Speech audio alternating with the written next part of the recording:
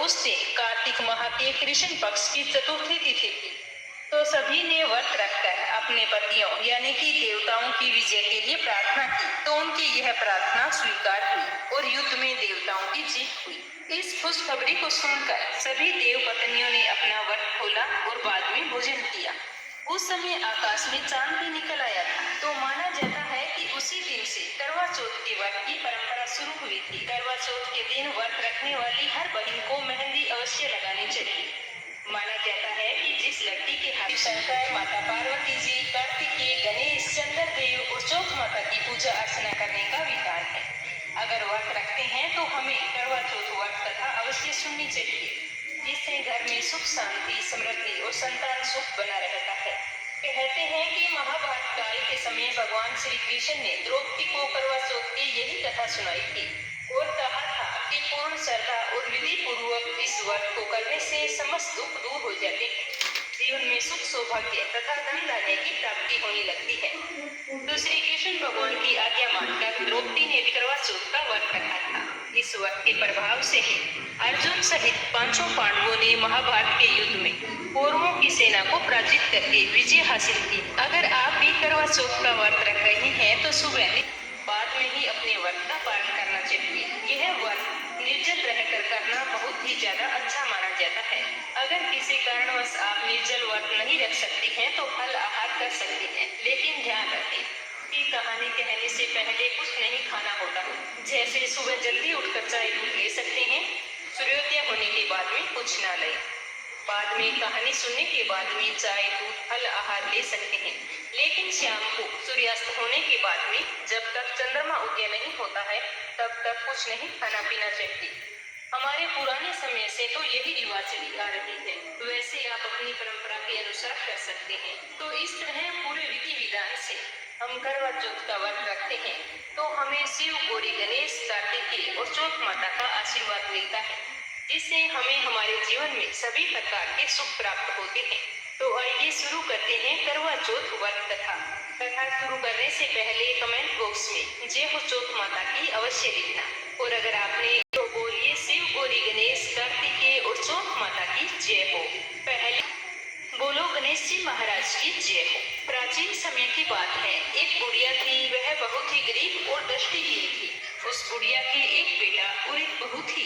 वह बुढ़िया नियमित रूप से भगवान गणेश जी की पूजा किया करती थी। इस तरह पूजा करते करते बुढ़िया को सालों बीत गए। एक दिन गणेश जी उसकी पूजा से प्रसन्न होकर प्रकट हुए और बोले कि बुढ़िया, मैं तेरी पूजा से अति प्रसन्न हूँ, तू जो चाहे वरदान मांग ले। तो बुढ़िया इस तरह गणेश जी महाराज की आवाज सुनकर बहुत ही खुश हुई और हाथ जोड़कर प्रणाम किया और कहा कि हे गणेश जी महाराज, मैं आपके दर्शन तो नहीं कर सकती, लेकिन मैं आपकी आवाज सुनकर ही बहुत ही प्रसन्न है। रही बात वरदान मांगने की, तो मुझे तो मांगना ही नहीं कि कैसे और तब गणेश जी ने कहा कि अपने बेटे बहू से पूछकर यह कहकर गणेश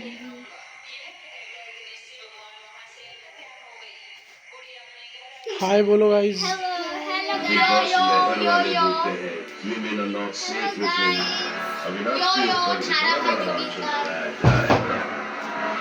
उसकी फैमिली का क्या बताऊं?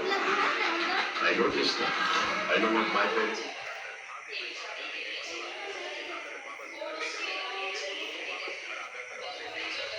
अनिल क्या कर रहा है?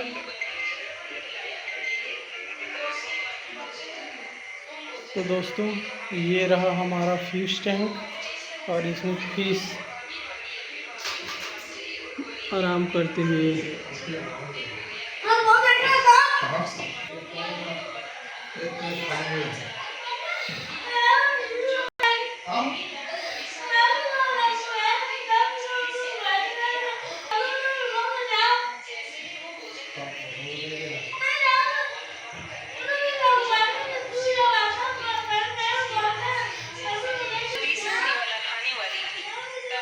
ससुराल से समाचार आया कि उसके पति की मृत्यु हो गई है।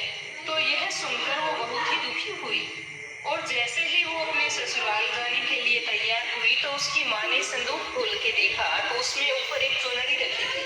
उसने वही निकाली और उसे उड़ा दी और साथ में एक टक्का सोने का भी दे दिया और कहा कि बेटा, रास्ते में जो भी तुझे मिले उसके पांव छूते जाना और जो भी तुझे अखंड सौभाग्य का आशीर्वाद दे उसे ये सोने का टक्का दे देना। तो वह इस तरह अपनी माँ से सीख लेकर ससुराल के लिए दुखी मन से रवाना हो गई और रास्ते में जो कोई मिलता तो अपनी माँ के कहे अनुसार वो उसके पैर छूने की कोशिश करती तो वो अपने पैर पीछे कर लेता और कहता कि दूर हट जा पापी, अपने पति को खाने वाली, हमारे पैरों के हाथ मत लगाना। इस तरह किसी ने भी अपने पांव छूने नहीं दिए और रोते रोते वो अपने ससुराल पहुंच गई। जैसे ही ससुराल के घर में प्रवेश किया तो आंगन के बाहर उसकी एक छोटी सी ननद थी जो खेल रही। थोड़ी ही देर में उसके पति के अंतिम संस्कार की तैयारियां करने लगी तो एक पानी का लोटा और एक छानस की रोटी उस छोटी ननद के साथ भिजवा देती। वो अपनी भाभी को दे आती। इस तरह करते करते एक महीना बीत गया तो एक दिन रात को बहुत ही तेज आंधी आई और साथ में बादल गरजने लगे, बिजलियां कड़कने लगी और एक आवाज आई कि पति को खाने करवा ले, दिन में चांद उगाने करवा ले। तो वह इस तरह की बात सुनकर बाहर निकली और पूछा कि तुम कौन हो? तो उसने कहा कि मैं चौथ माता हूँ। तो वो कहने लगी कि हे चौथ माता, मुझसे गलती हो गई, आप मेरे पति को जीवित कर दो, फिर से ऐसी भूल कभी नहीं होगी। तो मार्गशीर्ष माह की चौथ मैंने तुम्हारे पति को नहीं मारा है, इसीलिए मैं कुछ नहीं कर सकती। अगले महीने फिर चौथ आएगी, तुम मुझसे कहना। तो बाहर निकली और चौथ माता के पैर पकड़ लिए और बुरी तरह से करुण विलाप करने लगी। उसका व्रत रखा और रात को उसी तरह आंधी आई, बादल गरजने लगे, बिजलियां चमकने लगी और चौथ माता वही कहने लगी कि पति को मारने वाली करवा ली, दिन में चांद उगाने की गलती क्षमा करो। 1 साल हो गया है मुझे तपस्या करते हुए, अब तुम मेरे पति को जीवित कर दो।